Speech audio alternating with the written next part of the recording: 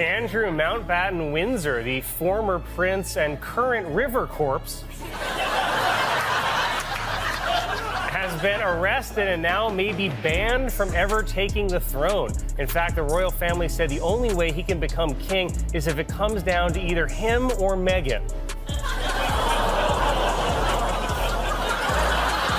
Why aren't they pushing this nuclear button and just let the world know about Meghan Markle? All they had to do was shut up and do nothing. And Prince Harry and Meghan Markle were probably going to get their best news cycle in years, because we know deep down they want to bring down the British royal family. Just here it comes. Reopen British markets for American companies. All that Britain demands in return. Andrew's confiding to friends about the not-so-secret relationship with him and Meghan Markle, and this is why Prince Harry wants to end the marriage, and is so disgusted he can barely touch his woman. Since you like that, here's another. Build electric cars, he's going to Mars. Why isn't he even involving himself with Twitter? It would be like if the Prince of England gave it all up just to marry an actor from Suits. Harry and Meghan are back at it again, being disaster tourists, because apparently they have nothing better to do than waste government time and resources, in this case for the country of Jordan, and the WHO and UN's time. Health Organization, the government of Jordan, and others are making here is enormously appreciated. So thank you for coming. Why is a British ambassador welcoming them on a visit when Meghan Markle has trashed everything and Harry about the British government? 10 seconds, one punchline, millions of viewers locked onto the screen. Colin Jost walked out onto the most iconic comedy stage in America, looked straight into the camera, and delivered a line that left the room in stunned silence before it erupted in laughter. He said, "The only way Prince Andrew ever becomes king is if it comes down to him or Meghan." Royal family said the only way he can become king is if it comes down to either him or Meghan.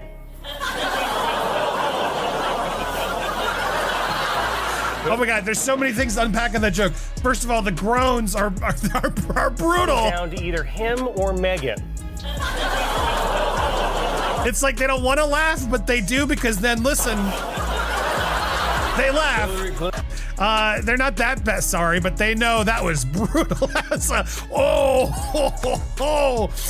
Because again, it's like the only way he'll be king royal is if it's him or Meghan. They still would say no to Meghan. The crowd groaned first, then laughed even harder, as though the joke had cracked open something everyone was already feeling.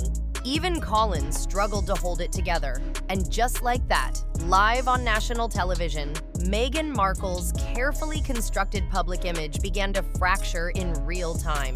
But here's what nobody seems to be discussing. This wasn't an isolated moment.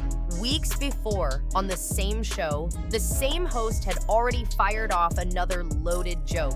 He announced a new trade deal making headlines around the world. Announced a new trade deal with the UK. All that Britain demands in return is that we keep these two. No, I refuse.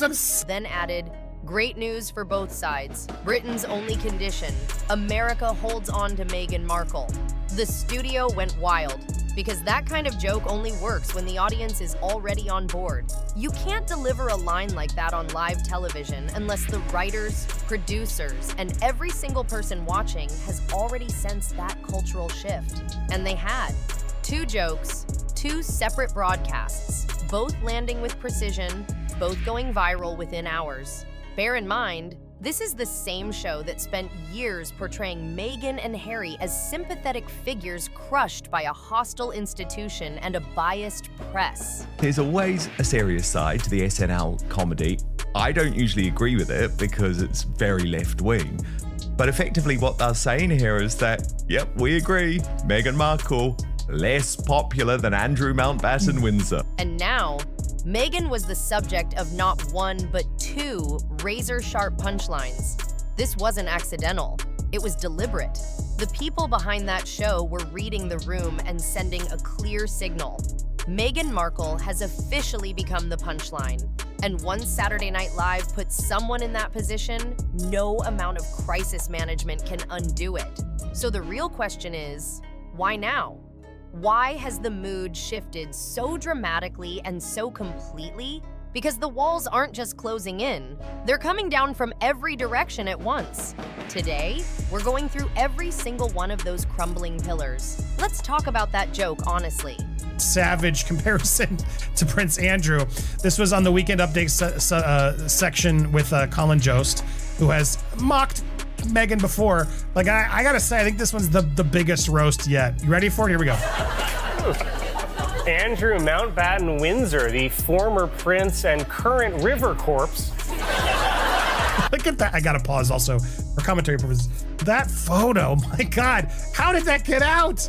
Oh, he looks, I mean, good. I'm not, but my God, he does look like a river corpse. Prince Andrew, the man whose sit-down interview became one of the most catastrophic television moments in British history.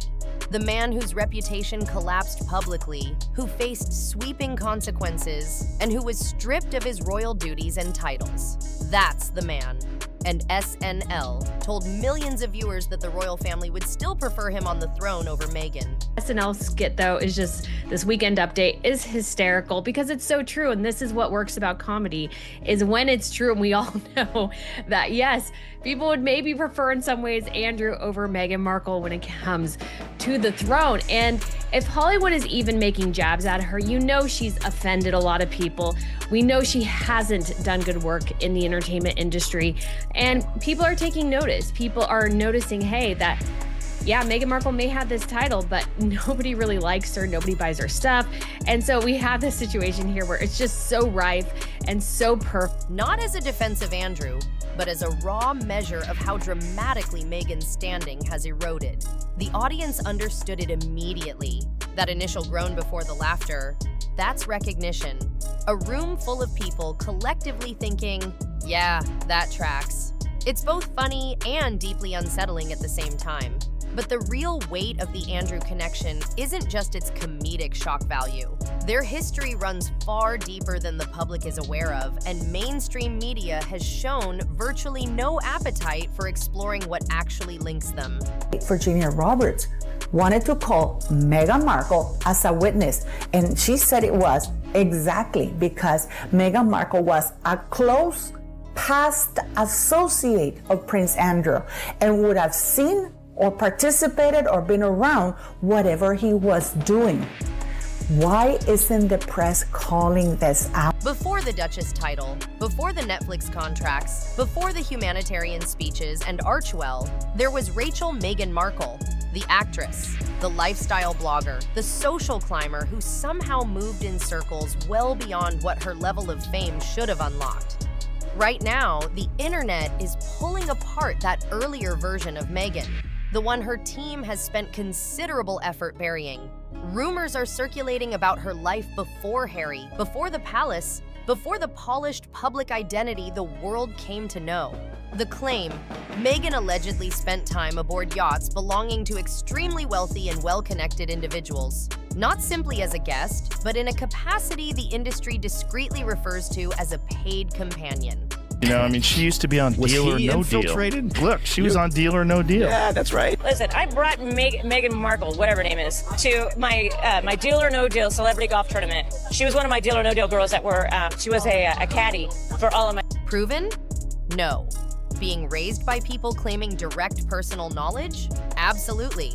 And here's the thread that makes it impossible to set aside. Legal documents connected to high-profile cases hinted that Meghan may have had first-hand personal knowledge of certain gatherings tied to those very circles. Why would a woman who built her entire public image on humanitarian values have been personally embedded in such exclusive, secretive worlds? That question has never been answered. Then there's her old blog, The Tig. Was planned from the beginning. She denied being interested in the royal family, which she totally was. I know someone who knows the ex-husband who said she had a vision board with Prince Harry. Montecito, they are billionaires, they're superstars, and they don't like publicity. They live in Montecito to avoid photographers, and they believe that Harry and Meghan, with their pretty obvious courting, pursuit of publicity, are spoiling the privacy of Montecito. Filled with wistful posts about mysterious invitations. Invitations from powerful figures. Events she described in ways that felt aspirational, glamorous, and deliberately out of reach. At the time, it all read as charming and inspirational. People are now revisiting those posts through an entirely different lens. She even had a vision board featuring Prince Harry long before they ever met. Someone close to her first marriage confirmed it. She didn't drift into the royal family by chance. She aimed for it. Every step was intentional. Every connection purposeful. Every handshake with someone who could open the next door was a calculated move in a long game. And now, every one of those steps is being scrutinized. Her response to all of it? Total silence. No statement, no denial, no legal action, no empowerment post about owning your truth. Nothing. She's part of many scandals, yet the palace is interceding on her behalf. So are we under any doubt that this is any different? Because why are they getting that? Harry and Meghan Markle would not be able to spot kindness or charity, even if it's slapped. Keep in mind, this is the woman who took a British newspaper to court over a personal letter. Legal action has been a routine instrument in her PR strategy for years. She has never shied away from pushing back when her brand came under threat. And yet now, complete quiet. And that silence isn't landing as dignified restraint. It's reading as tactical. A team working behind the scenes trying to work out which blaze to tackle first. When an allegation is false, you move fast, loudly, and legally. You don't go quiet. And yet the quiet has itself become the story. Here's where things get explosive. There are photographs, old photographs of a young Meghan Markle alongside Prince Andrew. Not recently. Andrew's confiding to friends about the not-so-secret relationship with him and Meghan Markle, and this is why Prince Harry wants to end the marriage, and is so disgusted he can barely touch his woman. Since you liked that, here's another. Long before Harry, back when Meghan was still building her acting profile and working her way into elite social circles, one influential contact at a time, the pieces are beginning to connect. Every event, every carefully managed relationship, every strategically placed handshake now forms a pattern that has people talking. And the more people dig, the more the early chapters of Meghan Markle's life look like a masterclass in calculated ambition.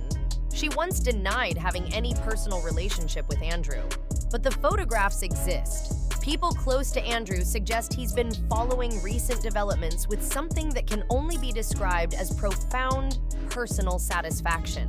Why is the press and the palace refusing to look or comment or report on Meghan Markle's links to the same individual?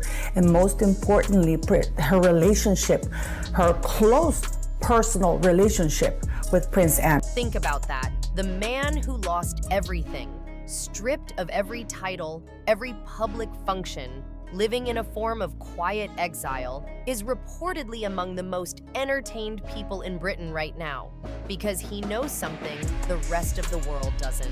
And the mainstream press, the same media that spent years holding him under a microscope, has shown zero interest in asking what connection actually exists between the two of them. SNL just placed her below him in public estimation.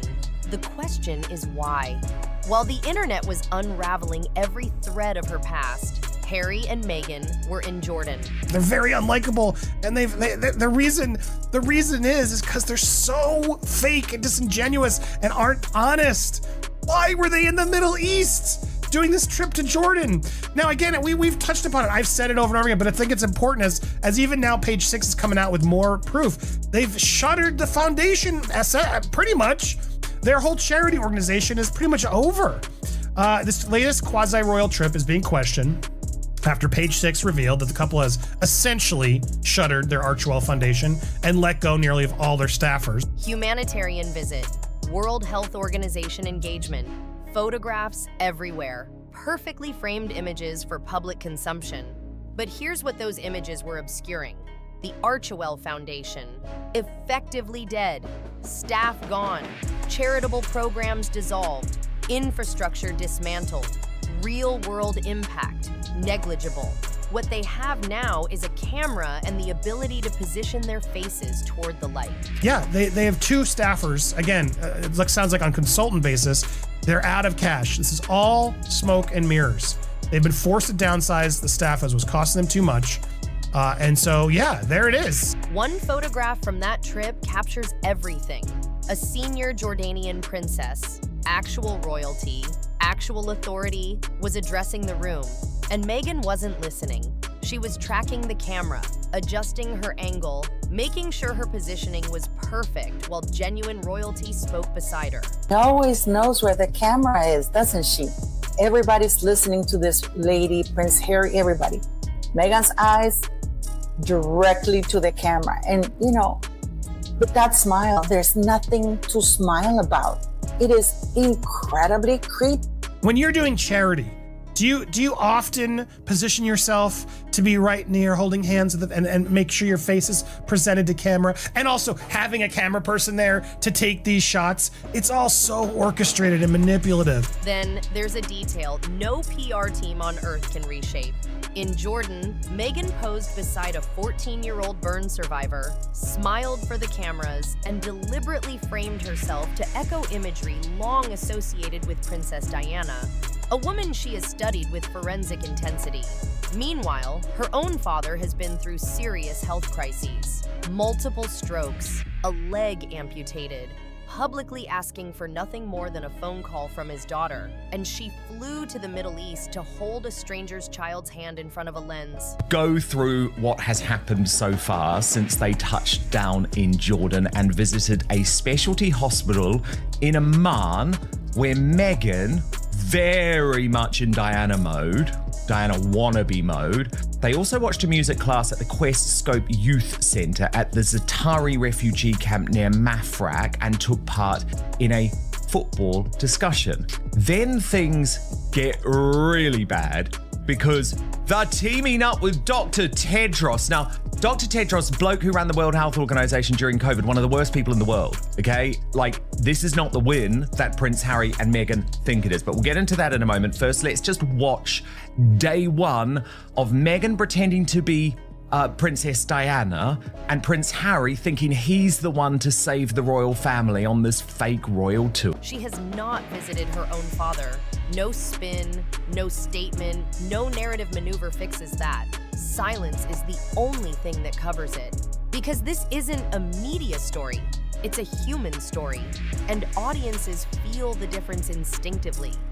Then there's Harry, standing at the center of all of this, looking increasingly like a man only now beginning to understand the full cost of every decision he made. He walked away from his family, his country, his military career, and the institution that had given his life shape and purpose. Everyone around him had warned him where this was headed. I think your sister, Meghan Markle, has ruined Prince Harry. The answer is yes. I mean, every single interview, every single picture, every place they go, Meghan grabs him. Meghan controls him. Meghan tells him no. Meghan stands in front of him. She controls every single situation like she is the... His brother William attempted to reach him before the wedding. Meghan's own brother publicly implored him to reconsider. Friends who had known him his entire adult life were removed one by one until no one remained who could tell him things he didn't want to hear. This isn't a love story. It's a recognizable pattern of isolation and of influence. For those who have followed these events over the years, what they feel toward Harry isn't just frustration, it's grief, real grief.